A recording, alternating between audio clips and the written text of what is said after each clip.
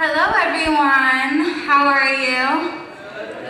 Oh my gosh, yay! I'm so glad that you're good. I'm also good. My name is Danae Jackson. I am a graduate intern in the Office of Fraternity and Sorority Life, and I advise the National Panhellenic Council. Shout out to Miss President over there. Woo woo! So we are so fortunate to have Mr. Lawrence Ross here with us today. Just to give you a little background, he was once in your shoes as an undergraduate at Berkeley, where he got a bachelor's degree and then got an MFA from UCLA. He has also written 6 books, including The Divine Nine, and his most recent is Blackballed. So without further ado, Lawrence Ross.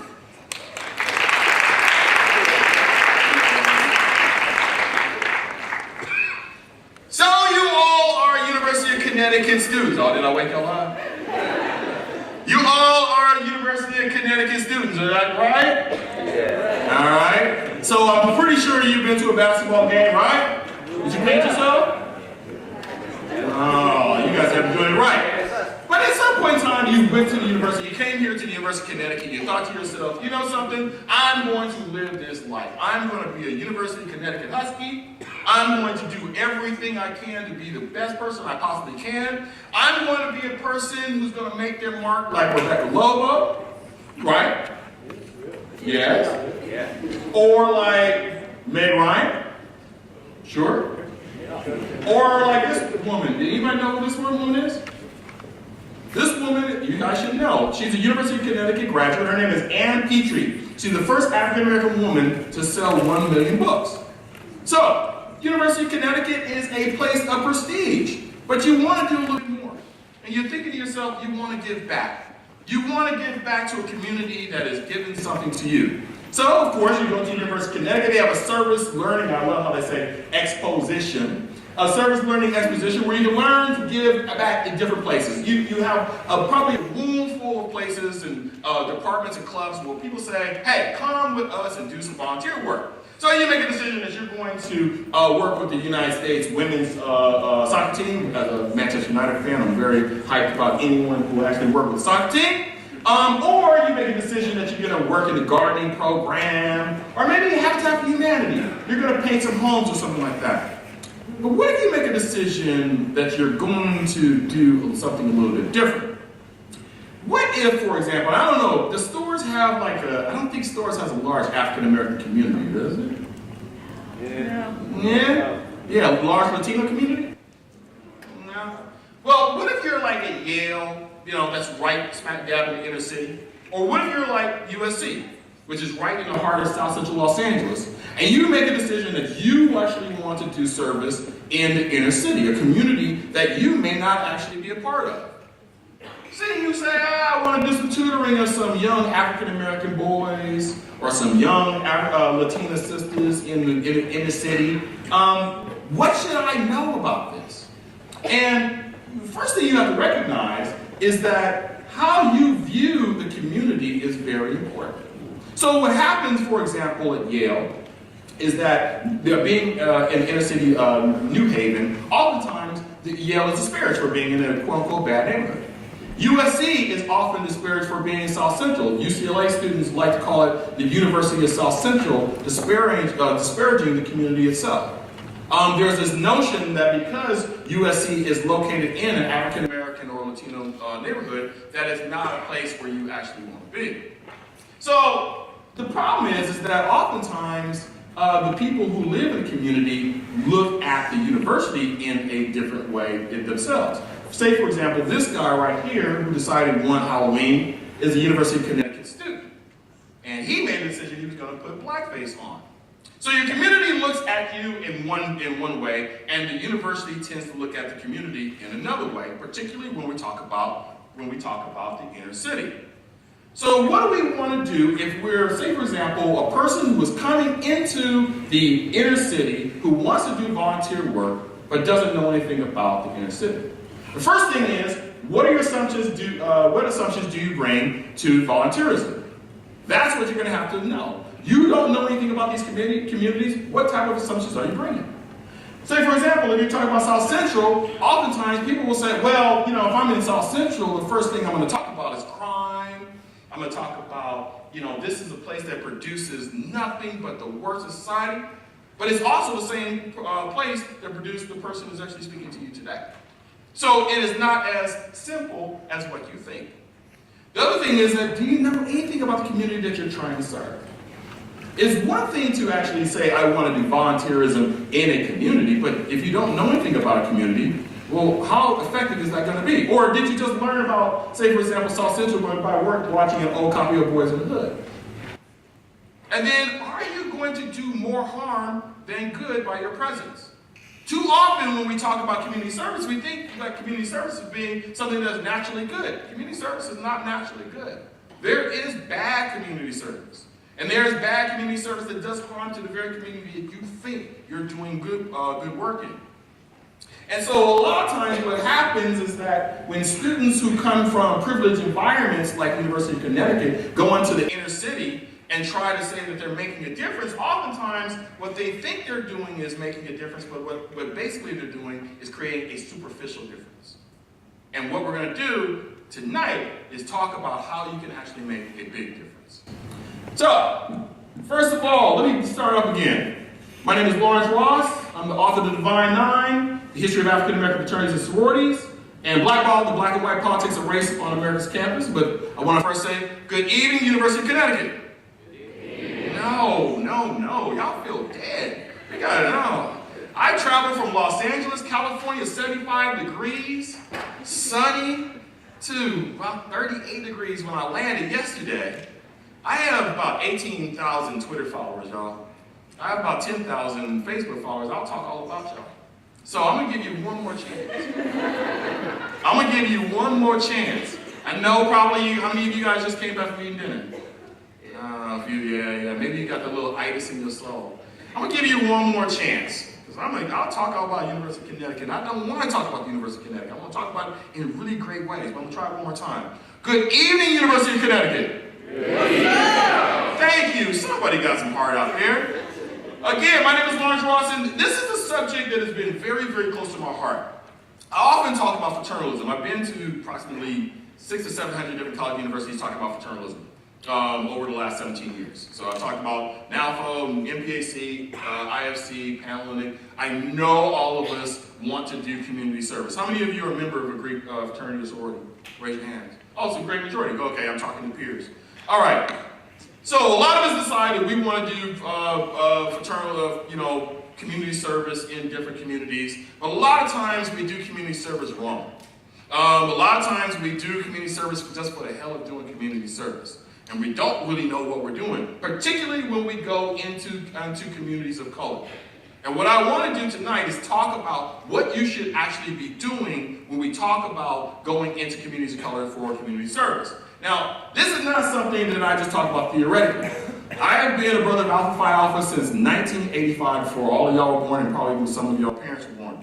I've been Greek as long as you possibly can be Greek. And one of the things that for the last 32 years I've done is I've done a lot of community service. This one right here is centered around my alumni chapter's Junior Gents mentorship program that we do. We take young African-American boys from the age of about 6th grade up until their senior year, and we mentor them all the way until they get to college. We do this, oftentimes these are students that are foster kids, oftentimes these kids are single parent kids. A lot of times we take these kids however they come. And we've learned a lot based upon the different types of people who come to us, and we recognize that when we come to these kids, we just can't come, particularly as African Americans, just with the idea that being African American is enough. We come with a certain amount of privilege when we meet with these kids, and if you don't understand that, you will do more harm than good. But my activism around community service did not begin with Alpha Phi Alpha. It actually began right here. I went to a Jesuit high school named Loyola High School in Los Angeles. Loyola High School, and the reason why I'm even putting this here, and you can see me back, and I'm a skinny dude in blue right here. Yes, I was big. Yeah, I was the nerdiest nerd kid you could ever find. But Loyola High School has a very big distinction. in this country when coming around community service. How many of you went to high school that said that you had to do community service? You can raise your hand to graduate, okay? How many of you, just keep your hands up. How many of you had to do community service for at least a week? 2 weeks? 3 weeks? A month? Okay, right here, just a couple of people with a month. Loyola High School became the leader about 40 years ago in terms of mandating that its students do community service in the greater Los Angeles area. And one of the things that came out of that is that it became like a domino effect that other high schools began to decide that they want to add community service to part of their curriculum. And when we talk about community service at Loyola High School, it is a very big deal. It is almost the same, I like to hearken it to being a Mormon and wanting to go on your mission. It is a huge deal, people take pride in it, and it's been covered pretty much nationally. Loyola is the oldest high school in the city of Los Angeles in Southern California, and so for the 150th anniversary, what they did is decide they were going to have 1,000 volunteers giving back for 100 different projects. But we've been covered, again, nationally, including on nightly news, and if Brian Williams is there, of course it has to be true. Just a little bit. But I wanted to just, if you don't mind me indulging, there are two things I want to play for you that gives you kind of a scope of about Loyola's community service projects. Our Making a Difference report tonight is about a high school in downtown LA which has made good deeds a part of the curriculum I think we have sound, but not video, but we'll just go with the sound, okay? for a long time. In fact, they do so much in place of classroom learning sometimes that social service agencies now count on the kids to do some of the real work in town. Our report tonight from NBC's Lee Cowan. It's dawn on Skid Row, and the streets are just beginning to stir. But this harsh reality for LA's homeless is also a classroom of sorts. For weeks, high school senior Julian Lopez has been a regular at this shelter. He plays chess, helps cook. He simply shows up, which on these streets is a lot. It's like I'm a drug addict, and it's like my drug. Helping them is my drug. It wasn't always that way. He says he learned compassion here at Loyola High, a private prep school in LA, where volunteering How did you make a difference today? isn't just extra credit. Okay. Before students can graduate, they have to complete at least 150 hours of community service and do it in some of the most uncomfortable places in the city. It's not meant to be easy for them. No, nor is it meant to be impossible. It's meant to be a challenge. Kyle Coker's challenge is to tutor kids of domestic abuse. And that child right there, he says, he'll never forget. He said, "Will you be my daddy?" And that I kind of had to hold back a couple of tears. It was really touching to see. Over the years, Loyola students have donated more than 1 million hours of much-needed time, changing lives on both sides. You hear about successful businessmen who make it and then forget how they. 1 second, you guys. Technical difficulty.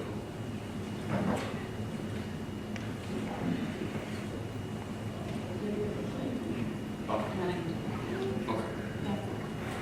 Sorry about that. We'll see if you.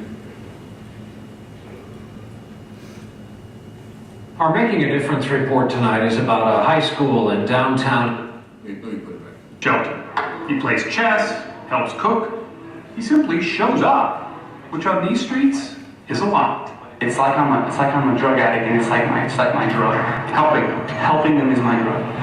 It wasn't always that way. He says he learned compassion here at Loyola High, a private prep school in LA, where volunteering How did you make a difference today? isn't just extra credit. Okay. Before students can graduate, they have to complete at least 150 hours of community service and do it in some of the most uncomfortable places in the city. It's not meant to be easy for them. No, nor is it meant to be impossible. It's meant to be a challenge. Kyle Coker's challenge is to tutor kids of domestic abuse. And that child right there, he says, He'll never forget. He said, "Would you be my daddy?" And that I kind of had a couple of tears. It was really touching to see. Over the years, Loyola students have donated more than 1 million hours of much-needed time, changing lives on both sides. You hear about successful businessmen who make it and then forget how they got there, or those who aren't as fortunate as them. And I don't want to be like one of those guys. Back at the homeless shelter, perhaps Senior Spencer Jack put it best. What are you here to do? You need to pick other people up. That's what you're here to do. Pretty mature stuff. After all, extending a hand to strangers is a lesson most people take a lifetime to learn. Shooting star. Week now on NBC News, Los Angeles. Okay, sorry about the technical difficulties. One other thing I want you to see from the perspective of the students. Now that's an overview of how Loyola does their community service. They go into the community. Now we're going to talk about kind of like the perspective, even what they're saying in terms of how they're getting an impact. Because in some ways, I think even as a Loyola alum, it's a little bit troublesome in terms of how they talk about their impact. There's one more. I did my volunteer work at the Foothill Unity Center in Monrovia. I served at the Good Shepherd School. My name is Robert O'Brien, and I served at Magnolia Elementary School. Tonight is the closing ceremony of our senior service project, kind of just an ending to all the work that we've done and a time to reflect on everything that we've completed. It's not just about academics. It's about this issue of service. It's about bringing God's kingdom out into the world and really demonstrating to them that what it means to be a man here at Loyola High School is to be a man that's working with other people, serving other people, but also learning from other people. It really helps you grow, and we always preach about being a man for and with others, but this was not just preaching it, it was putting it to action. I remember being younger and hearing about Loyola giving seniors a month off to do service, and I thought that was a little strange. It seems like something unique and unexpected from a high school that's supposed to just focus on education, but it's one of the most educational things I have done in the past 4 years. I thought it was going to be the most boring and dreadful experience ever, and thankfully I ended up being wrong. Being able to go out into the world and actually experience things and learn how to adapt and change is something that you just wouldn't pick up on and know how to do if the project didn't exist.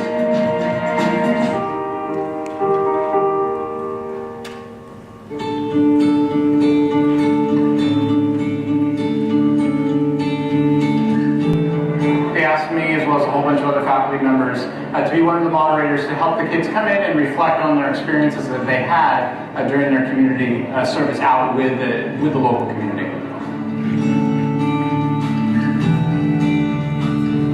It's just a time for us to basically just reflect on just anything we feel and just really talking about our emotions through the whole process. I really actually kind of ended up enjoying these meetings after a while, just to kind of decompress and talk about the ups and downs of the experience. I haven't really, never like this, been thrown out into and just work with other people, and it's been actually really cool.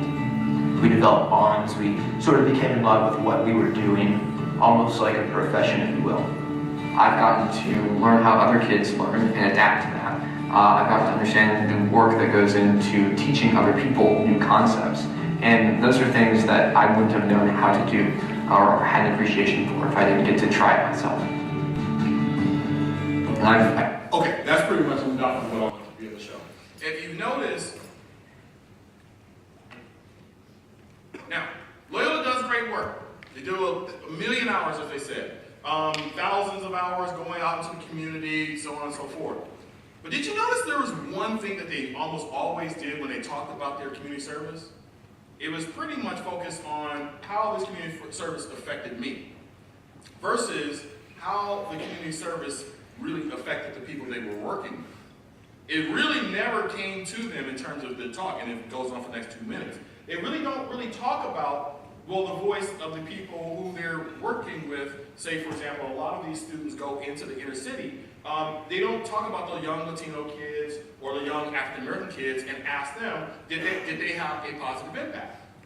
And that's problematic Because it's problematic, basically, because if you're only looking at it from your point of privilege, and saying, I'm going into a community, a black community or a Latino community, to get something for myself, well, you're really kind of mining that community for your own sense of worth. And that's what we talk about in terms of being bad community service. So what we're going to talk about is community service, communities of color service 101. Now, how many of you intend on doing community service in a community? Say, for example, if you're white, you intend on doing community service in a black or Latino neighborhood. Anyone? Good. All right. Some of y'all have. Yeah. All right. But the first thing you have to recognize when you decide you want to do this is that you're not just walking into a neighborhood and saying that we're all the same. I'm not doing that. You're walking into an America basically that's segregated. So, for example, when we talk about segregation in this country, we look at it from a standpoint, but all the dark spots are basically 80% African American, 80% white students going to schools that are predominantly white. If you go to African Americans, you see we're going to basically different schools. White students are going to schools right here. Black students are going to schools right here. All the dark areas are where it's pretty much concentrated. And Latino students are pretty much going to the same schools that African Americans are going to. 80% of schools, 80% of Latinos go to schools that are segregated. 74% of African Americans go to schools that are segregated. Around 80% of white students go to schools that are segregated. And so you're going into neighborhoods that are essentially segregated. So when you go into a community that you don't really know anything about, it's incumbent upon you to learn something about that community. Most people do community service for basically 3 different reasons: the macro reason, a micro reason, and then a personal reason. The macro reason, let's take, for example, Loyola High School. We are Christians, we are men for others. We were going to go out and spread the gospel of Jesus. The micro reason, I want to get something out of this in terms of giving back to my community. So I have an education and I want to help someone who does not have an education. And then the personal reason, well, you know, it could be anything. It could be, this is going to enrich my life over a long period of time. This is something to check off my list. It could be any personal reason. But there are bad reasons to do community service in communities of color, and it's important for you to realize those reasons. Resume building.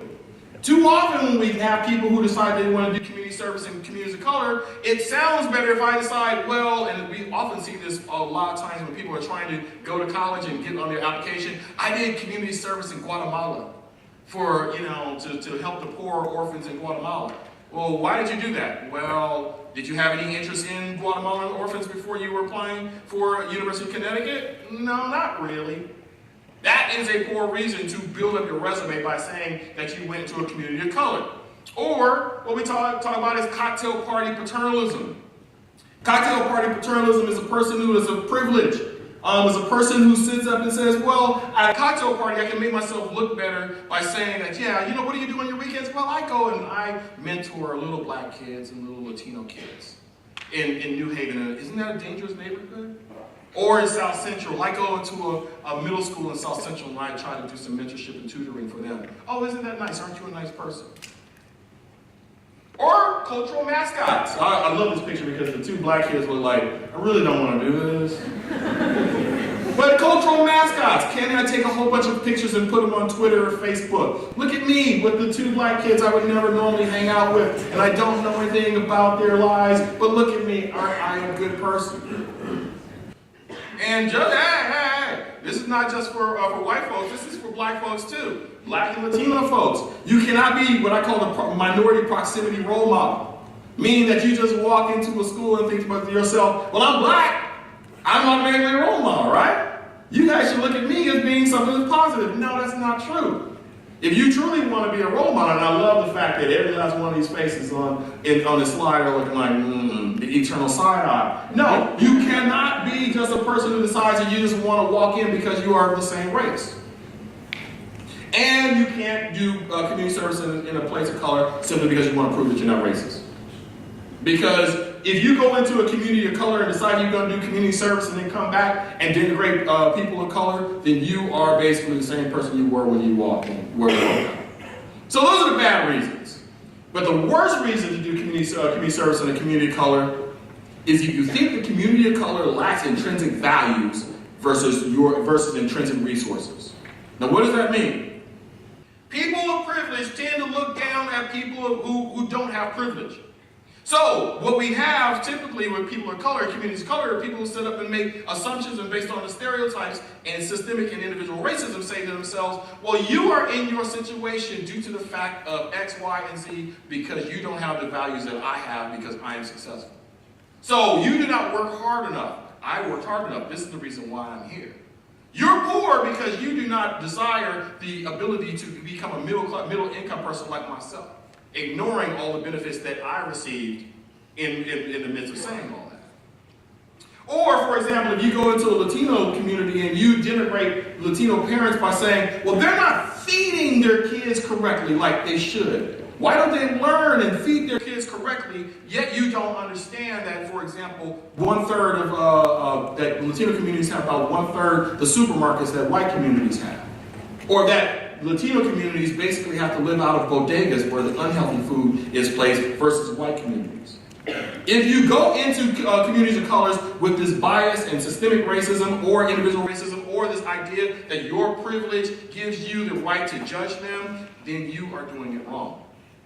You must understand before you take one step into a community of color how systemic issues affect the communities of color and how those inequities produce inequitable results. There are no dumb kids in the African American community that are dumber than kids who are in the white community. There just aren't. There are kids in the African American community who don't have resources that are in white communities. Is it their fault? No.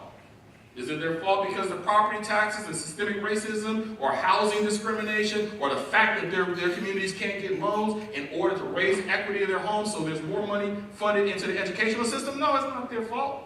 Is it their fault that they can't get AP courses where in the white communities they can get AP courses? No, it's not their fault.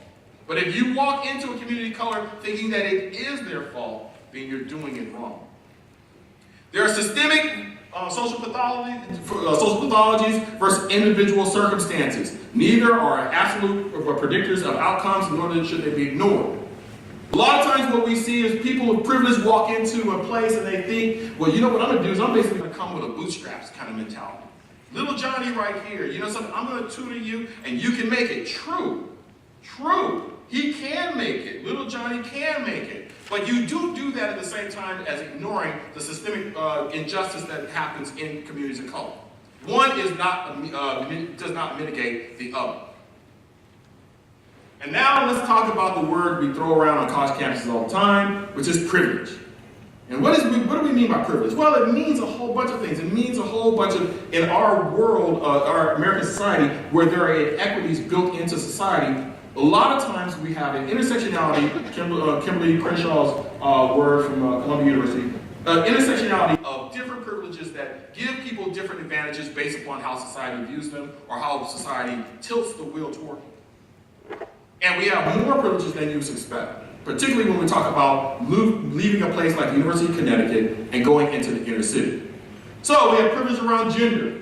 As a heterosexual male, I have more privilege than a heterosexual or a lesbian woman. That's just plain and simple. You have to recognize that. Race.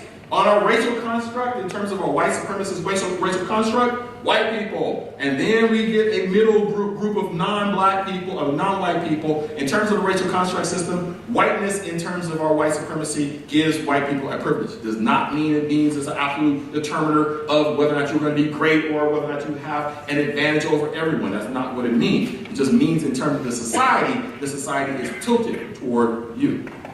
Ability. Ability is something that we don't really even think about in terms of when we talk about privilege. The ability in terms of disability. Now I noticed when I first came in here, I noticed, okay, someone actually recognized the ability in terms of disability, in terms of building a ramp. 90% of the universities I go to do not have a ramp going up or down. In communities of color, where the economics are less compared to white communities in particular, you have less modifications or adjustments for students who have some sort of disability. Ethnicity.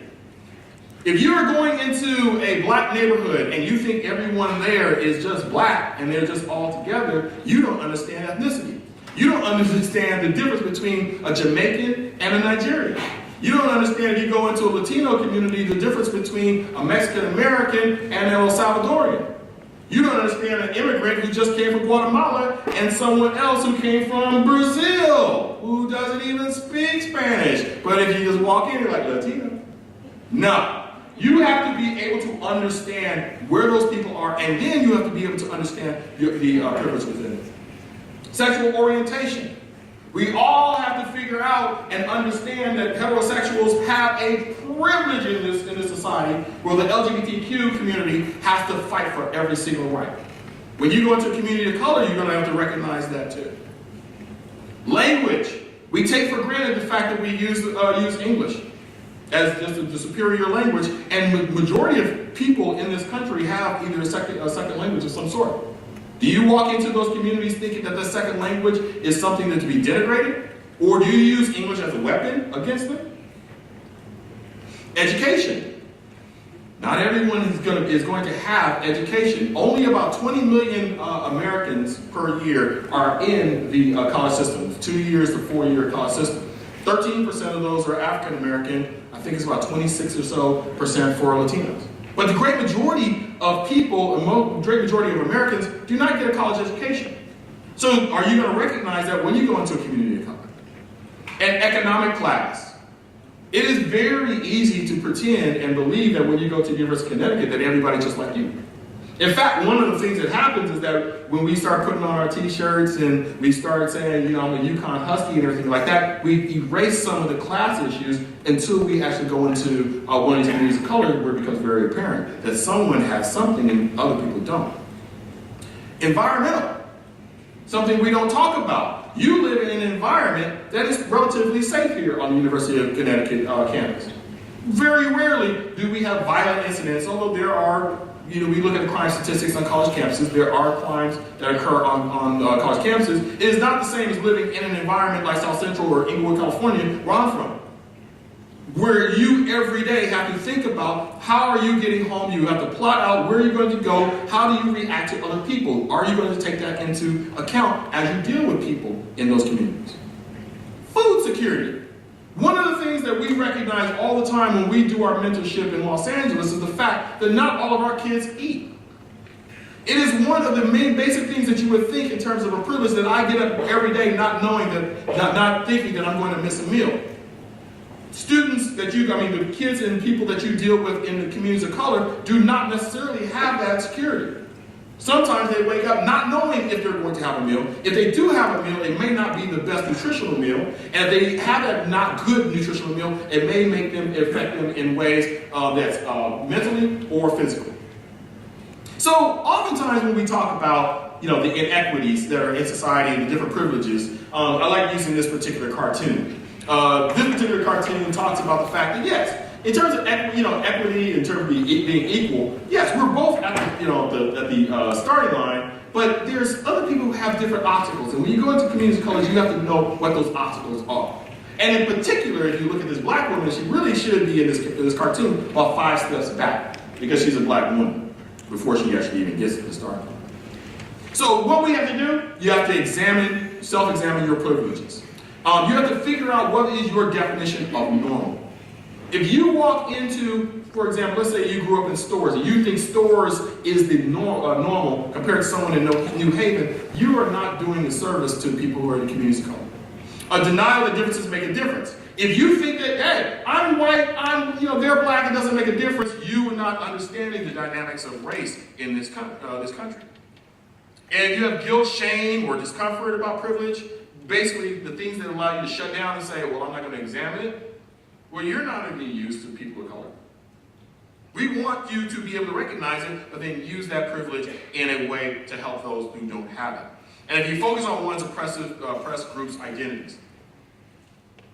So how do we use privilege to uplift those without privilege, but at the same time recognize that what doesn't need to be changed? And that's important. Recognizing what doesn't need to be changed.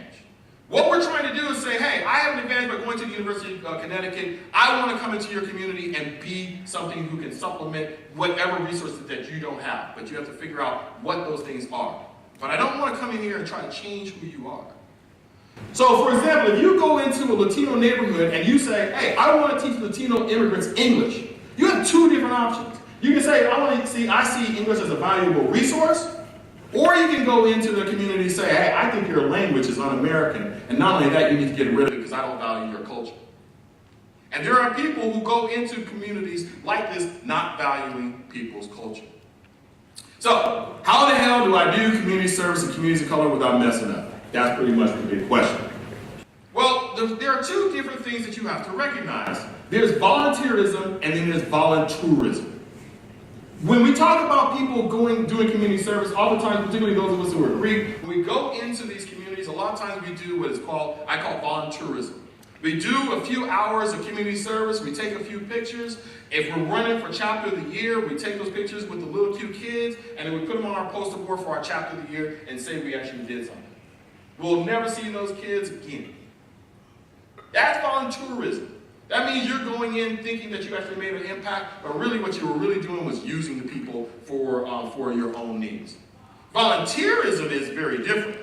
Volunteerism is a plan, a long-lasting plan that says not only am I coming into your community right now, I'm going to be back in your community, you're going to see me again, and this is going to be over and over and over. Because you have to be able to recognize that if you come into a community of color for one time, these students or these kids or the people of the community are going to think of you as not really being genuine. So if you come in to do picking at a community garden and you pick weeds for a second, this little black girl is going to expect to see you one more time, or two more times, or throughout her years. Or you have to make sure that you're not coming into a community thinking, hi, I'm better than all of you. I will need to tell you everything, and you just basically listen. I want to fix you. Because obviously you're not where I am. I'm going to take you where you need to be. People, even if they're poor, people even without resources, people even without privilege have culture, have value. The minute that we think people don't have value is the minute that we denigrate them.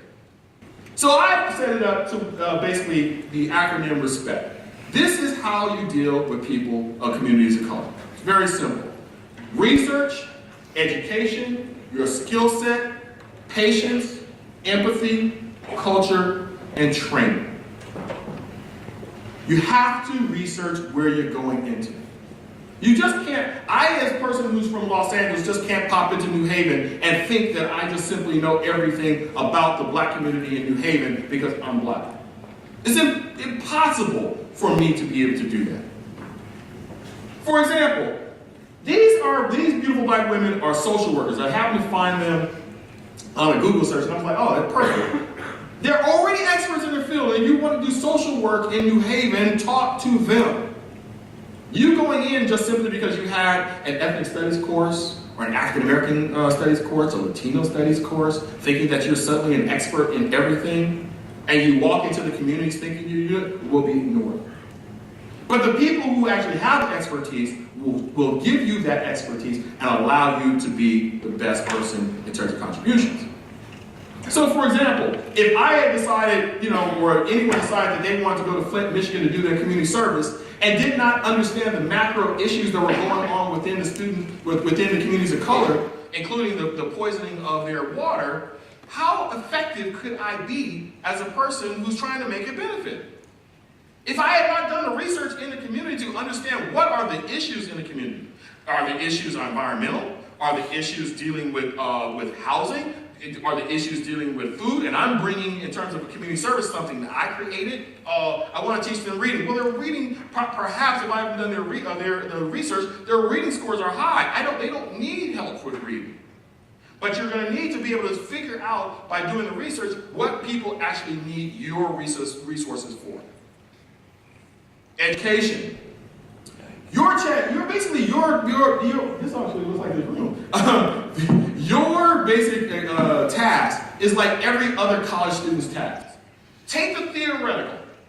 This is the theoretical. This is not the real world. Take the theoretical that you learned at the University of Connecticut and then bring it to the real. And when I mean the real, I mean that you need to go out into the community that you actually want to work in and talk to people about whether or not that theoretical actually matches. So if you want to go into the black community, go into a barbershop and try that theoretical out over there and see what the reaction is. Now you might get somebody like, yeah, you might actually get a reaction that you don't want, but you're going to get it back real. And so therefore what's going to happen is that you're going to be able to adjust what you learned in the classroom to what is the realities inside of what the people are actually saying to in terms of your community service is going to be much more effective. And then understand what skill set is. A lot of times what we see for college students when they go into the communities of colors is that they immediately begin by thinking that they should lead everything. That they should walk into a place that has been working, say for example a food kitchen or a homeless shelter, and immediately because they have some theoretical understanding of what the situation is on a broader way because they've done the research, that they suddenly should lead what actually goes on at the place. There is nothing worse for a person who is doing the day-to-day grind of serving their community, who is not just doing it for social points or doing it for to be chapter of the year for their organization, but the person who does it because either they work there or for the love of their community, for some college kid to come in and say, oh, let me teach you what you need to do. Sometimes it's better to listen to what people are saying in order to get more out of it. The next thing is to be patient. People of color, when you serve them, they don't know you from Adam. They don't have an obligation to like you immediately.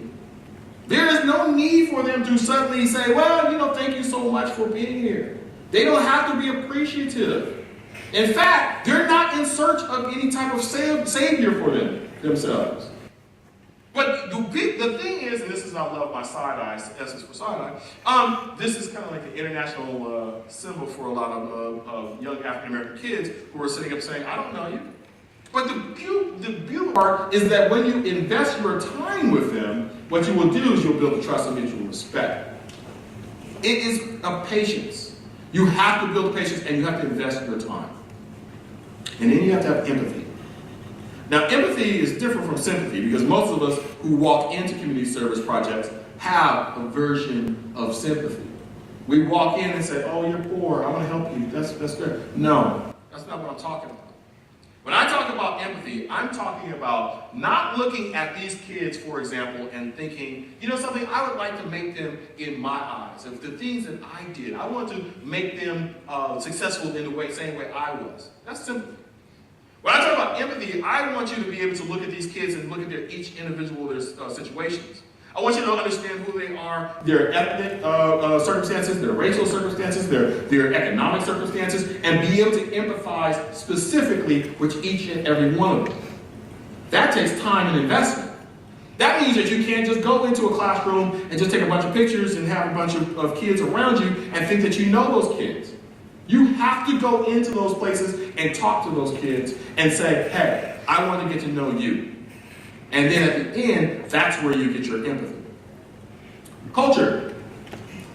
Too often what happens is that people believe when they go in the inner city that there's no culture around here. There's no culture in the inner city. This is on Crenshaw Boulevard where I grew up in LA. Communities of color have vibrant histories and vibrant presence.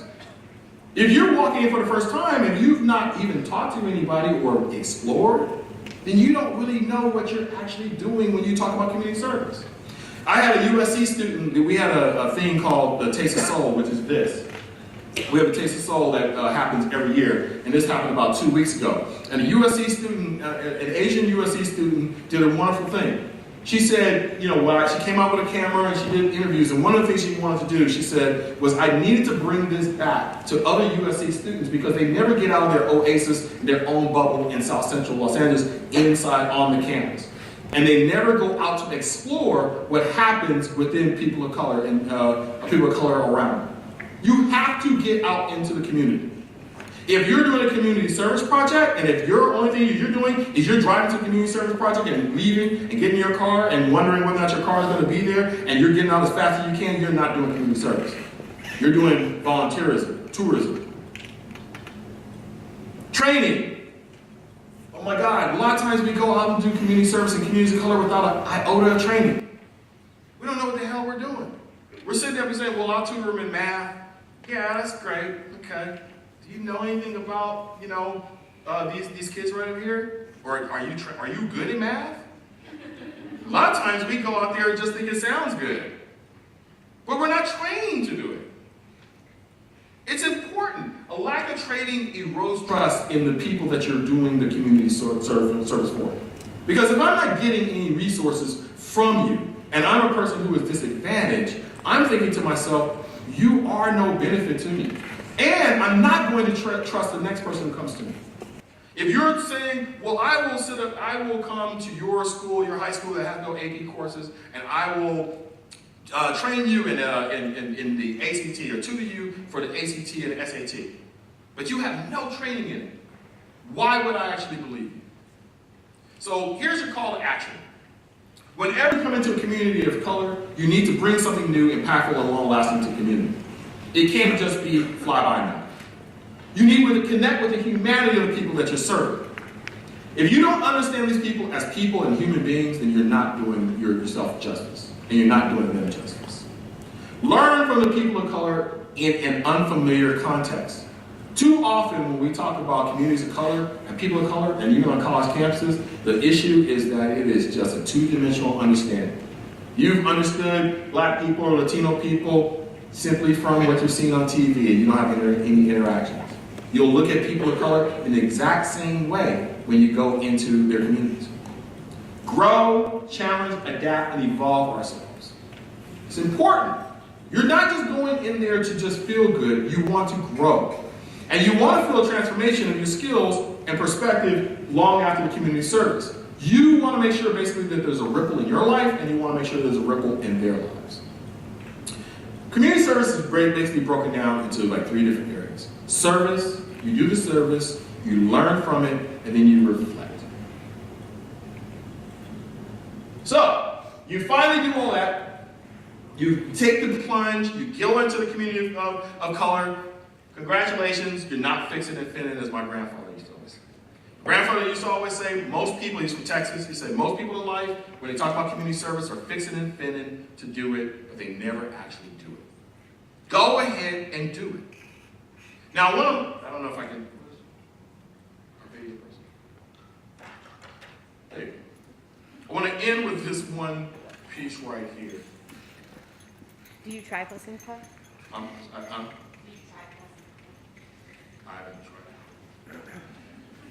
Let's just try it. I'm a little scared.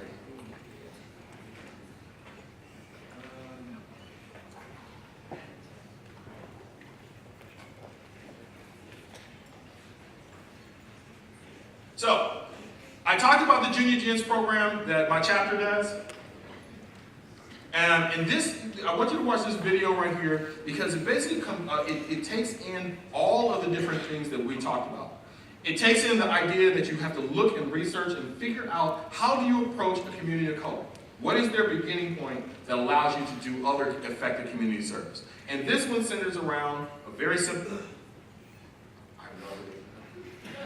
I'm so sorry. This is. Oh, okay. Yeah, okay. Sorry about this.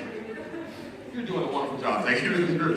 Okay. This centers around a very simple concept that we found in terms of how we approach these young men.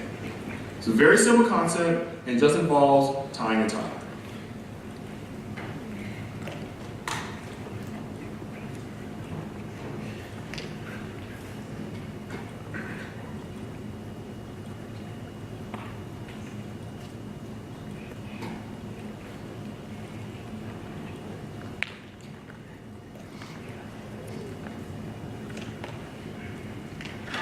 Oh, there we go.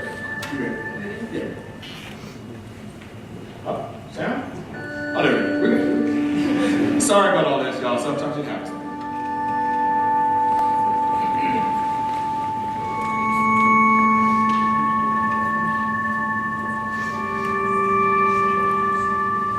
So go ahead and get started. May I have your attention, please? May I have your attention, please? Thank you very much. Good afternoon. Let me try that. Good afternoon. Good afternoon. There you go. That's great. I want to make sure I'm in the right place. I would like to welcome you here to our Junior Gens program. Junior Gens was set up primarily for junior high and high school age young men And it was set up to provide a mentoring program to try and give these young men some guidance. And I think that indeed there is a lack of mentoring programs, especially in the African American community. Interaction with another person, make sure that they're the point of your focus for that moment. I think when I grew up, there was a big push for education. Education was seen as your way out of this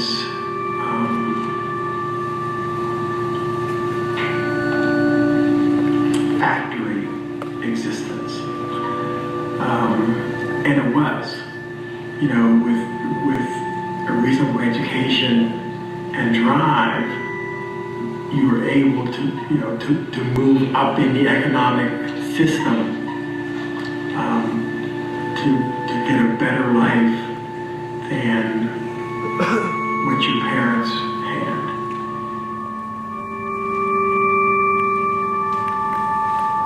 Well, the journey for me was always an interesting one because I had no money. I mean, basically, there wasn't any scholarship money saved up for me. There wasn't anything where I can go to my mom and there was a fund put to the side. Basically, my mother's support was a crisp $50 bill once a month, and that was it. And as we know, school costs more than that. See what I'm doing here? You see what I'm doing the social network? Is this Facebook or what? I'm just gonna poke you. What's up? Right? Hey, can I be your friend? Absolutely. But then who are you friends with? About 20 people over there. I'm not gonna bother with you. A lot of these kids do come from single families. A lot of them do come from, in some cases, maybe not the best environment. But all the peer pressure they're getting, that I can imagine because they want to be successful, all they look at me and say, wow, he went through the same thing, but yet he can do it. If he can do it, I can do it too. And the hard part is not time, the hard part is, you know, the dark things, it takes practice. Every young man, when you graduate high school, should know how to talk. Everyone. No matter school you go to, doesn't matter if you can go to college or not. After you graduate from high school, you should know how to tie. No one gets through this junior program without knowing how to tie a tie. That is a testament to what we have to offer these junior gems, what we have to offer the community. We have a lot to offer. And what is this play? Okay. This is the sound play.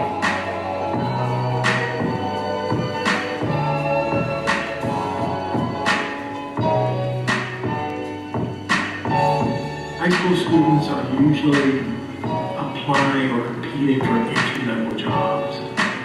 So anything that distinguishes you from the other applicants is a plus. It gives you a better chance of getting that job.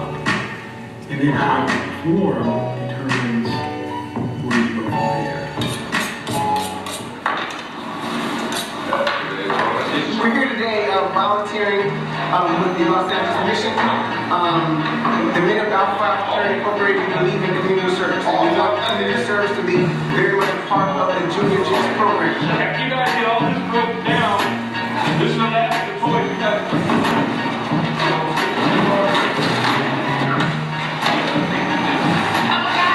I need like 3 guys. I'm gonna take this, you're gonna take this out there, we're gonna take that. They were all gone for a year. So here we are, Junior Gems Alpha Fraternity. There's a certain part when everybody want to watch the movie before they want to chapter. This is one of the first things that we do for community service in this area, and the folks here that look forward to it and they love it. When you have multiple sex partners, you basically putting yourself at risk to catch more STDs, like HIV, gonorrhea, chlamydia, and syphilis. And a lot of times, people don't realize that you're basically spreading one disease to this person, to that person, to that person. Understand this, you only have one body, you only have one life. So if you don't get it over, you don't get just hit that reset button, get something in your system, in your temple, you have it. There are not a lot of cures for a lot of this stuff, so you have to be very mindful. Mentorship gives these young men adults that they can bounce their ideas off of, that will hopefully tell them the right way to approach this is something that mentorship starts in families. This is probably the most exciting time in the history of the world that you're involved in. More things are going to happen before you get to my age than have happened in the last 500 years. For every young man that we can give a leg up to as far as opportunities, that's a plus for us. The importance of doing well academically, or doing the best you can academically. Everyone's not going to make all A's, but you do your best, you try your hardest, you hand your assignments in, so that you're the best you can be.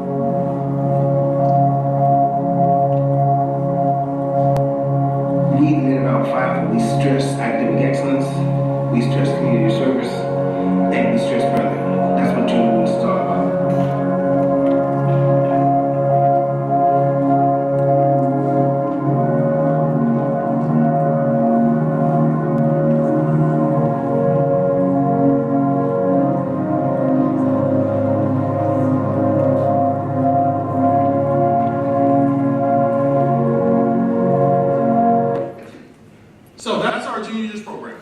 Now, what makes it different than anything else? Well, the first thing is that we did research. We used to fall into the same trap that everybody else did. We would walk into a little community and say, hey, you know something? These black boys, they need just some proximity to see role models. Everybody inside that film you saw were either doctors, money managers, they'd gone to Yale and all the rest of the stuff and everything. And we were falling into the exact same mistake. We weren't asking the students that we were talking to about what were their needs. And when we did the research, we found out many of these students didn't have fathers. Now, you know, on a macro, you would think, okay, you would kind of understand it as an African-American man that a lot of African-American boys are not having fathers in the home. And we thought to ourselves, well, wow, you know, how do we actually approach this?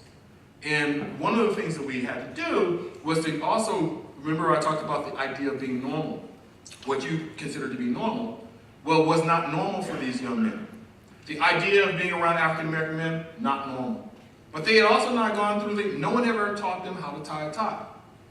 And it really was a simple thing, and it's kind of gone spread out around this country, particularly about a lot of African-American male institutions, a lot of fraternities are doing this.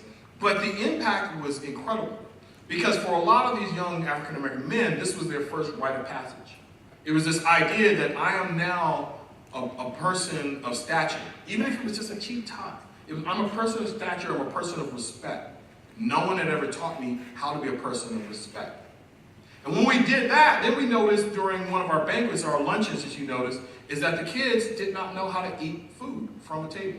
Not meaning that they were savages over any note, but I'm talking about in terms of a formal table. A lot of times they didn't know which forks to use. And so we decided, okay, we'll add that. Now that is not some sort of respectability type of deal where we want them to turn them into some type of highfalutin person, but we want them to have the same social skills that any other human being would have. But all of those things in terms of research allowed us to open up and we gained trust. And as we gained trust and we kept working with them month after month, they allowed us to come in for more serious things. We could then talk to them about the epidemic of STDs within the Southern California area, particularly amongst high school African American boys. They were open to it because they knew we were not just going to fly out of their lives simply because we had done a community service project. 70% of the men who have been, the young men who have been in our program, and we've had our program for 12 years, go on to college. 70%. That's a pretty damn good track record, and we track them. And what happens is that when they come back and give back in the exact same way we gave to them. That's what community service is. And some of our kids begin in the 6th grade, they don't leave until 12th grade. That's 6 years of constant community service with them. Which means by the time they graduate, of course they're going to apply to college. Of course they may have grades in their 9th grade, as the young man was talking about. He didn't have really great grades. He didn't know what the hell great grades really meant, or what the embodiment of it was, until he started dealing with people and dealing with men who had actually had great grades, had gone on to success, and then he understood what success was. That's what happens when you do effective community service. So, I want you to go out there. I want you, particularly those of you who raise your hand who said you're going to go into the inner city, I want you to go into the inner city. I want you to learn about the communities that you're going to go into. I want you to learn about the human beings there. I want you to ask terrible questions and give great answers. But more than all, I want you to do effective community service. Because as Greeks, that is the number one thing of why we exist. Brotherhood and sisterhood, yes. But doing great things based upon the values that we have in our organizations, that is the thing that will reflect and reverberate into the lives of communities and communities of color, or communities here in stores for the forthcoming future. Thank you very much. I appreciate it.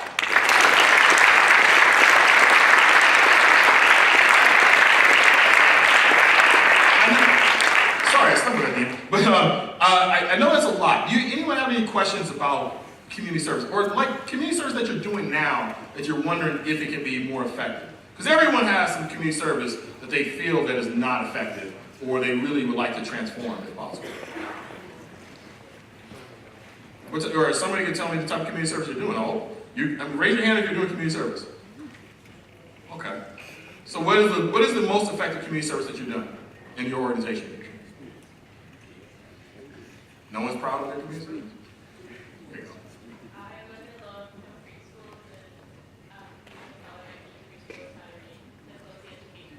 Beautiful. How long have you been doing it?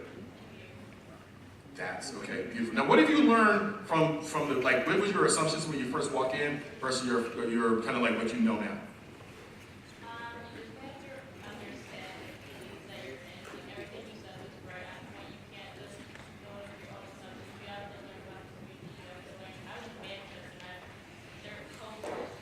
Completely different, yeah, right. It's the same way if I was going to a rural community and had no understanding about what the rural community was about. But did you learn, and after the last 2 years, was there a difference in terms of how people reacted to you?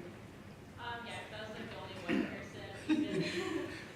But we adopted you. But yeah, it's really amazing. Even the foods that the kids eat, if there was a white kid in the classroom, it was just very different. Like even like the food security is very real thing that they need to understand. So a lot of kids. The teachers oftentimes I know you were in Manchester, you said? Yeah, Manchester, YWCA. Okay, Manchester, YWCA. So oftentimes I bet you a lot of times the teachers or like the people who are the administrators bring food as a way to supplement. So these are the things that you learn when you do a deep dive, and those are the things. Once you graduate from the University of Connecticut, those are the things you take out from the community service project in terms of how you view other communities. Whether or not you live in that community, or even if you do more community service in that community, you understand that community much more. So I always say, people vote based upon their connectivity to various communities that they don't know versus their own. Any other people who have any community service programs that they do? Anyone else do community service programs in a community of color? I can barely hear you. I work at an after-school program in Romantic where we, it's a generally underprivileged community, and we come with different lessons every week, whether it's identity or things of that sort, everything. How long have you been doing it? It's every week, and it's been like the last 4 weeks. Last 4 weeks? Okay, what have you learned now that you didn't know before? That underprivileged communities might not necessarily know the same things that privileged communities could, that privileged communities might know in general. It's very different compared to a school district that is socioeconomically well off as compared to a community in the world. Did you notice immediately, like there were certain baseline things that in your, I don't know what kind of community you came, I'm making an assumption, but I'm assuming that you got here, I don't know. Did you come from an underprivileged community? Yeah, I'm from Hartford. Okay, he's from Hartford. So it was a like versus like, you did understand those? Yeah, no, definitely, yeah. Working to the same environment that they are in. Okay, and so did you immediately have, I mean, I'm pretty sure you had an empathy. Did they reflect that back because you kind of, you're tapped into the DNA? I don't know if I necessarily noticed that. What do you mean? Well, I mean that if I go into an African American community, typically, well, let's say on the West Coast, I maybe not have the same experience on the East Coast. But if I go on an African American community on the West Coast, I tend to understand kind of like the macro understanding of what the community is, and so therefore I know how to talk to students because I'm kind of reflecting back what I would do. Yeah, I mean, I could agree with that. They are definitely feel more comfortable talking to, because I'm Hispanic. So they definitely feel more comfortable talking to people of their own way. So I guess. Yeah. Okay. All right. Beautiful. I thought I saw another hand. Someone who was working in an inner city community. No one else has worked in an inner city? Oh, right here. I work in Romantic too. I do Big Brothers Big Sisters. Okay, Big Brothers Big Sisters. Beautiful. How long have you been working? A year and a half. Year and a half. Nice. Look, this is a nice group in terms of the longevity. A lot of times I see really like I only been working. I know you just started, but it's just like a few weeks and then they're gone. So what have you learned from the beginning compared to now? I guess just like you go in not like I'm not from around here like at all. I'm from like Fairfield County, so it's very different. Like I didn't know what to expect, but like you really like I don't know, getting to know them, like you realize like all kids are the same, like and they just want like companionship. Yeah, and even within all the kids that are the same. I mean, what are your kids primarily in terms of racial? Well, like my little sister is like Latina? Okay. All right, but do you understand kind of like the differences in terms of? Yeah, like there's differences, but like not. Like I said, the individual versus the systemic. Yeah. Okay. All right. What did you learn? What did you learn? I feel like I like a lot. Like just like she's taught me. I feel like she's taught me more than I've taught her. Just like about privilege, I guess. Okay. What did you learn about privilege? Like she's made me like I never thought about myself being like really lucky, but like she's like through like working with them, like I know like I am like a lucky person. How old is she? She's in 6th grade. She's in 6th grade. Okay. All right. Beautiful. And one last question. How long do you feel that you're going to be working with her? Well, I am a sophomore and she's in 6th grade, and like her school goes till 8th grade, and like that's my senior year, so probably the rest of it. Okay. And how are you going to hand her off? I mean. Well, she'll like move on to a different school, and then Big Brothers Big Sisters ending ends. Okay. All right. Beautiful. I was just asking in terms of you've been in her life for about 4 years. Are you thinking about how, Yeah, I think like when you're 21, you can contact them like outside of the program, because right now you're not really allowed to. But I think like when I'm 21, I can like talk to them. you can keep mentoring? Yeah. Okay. Sounds good. All right. Beautiful. Any others? All right. Any other questions? Okay. Thank you very much. I appreciate it, everybody. I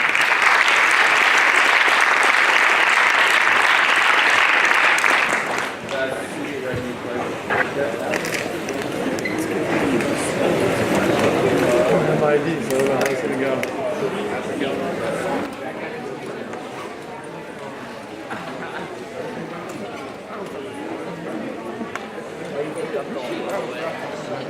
From neck chill.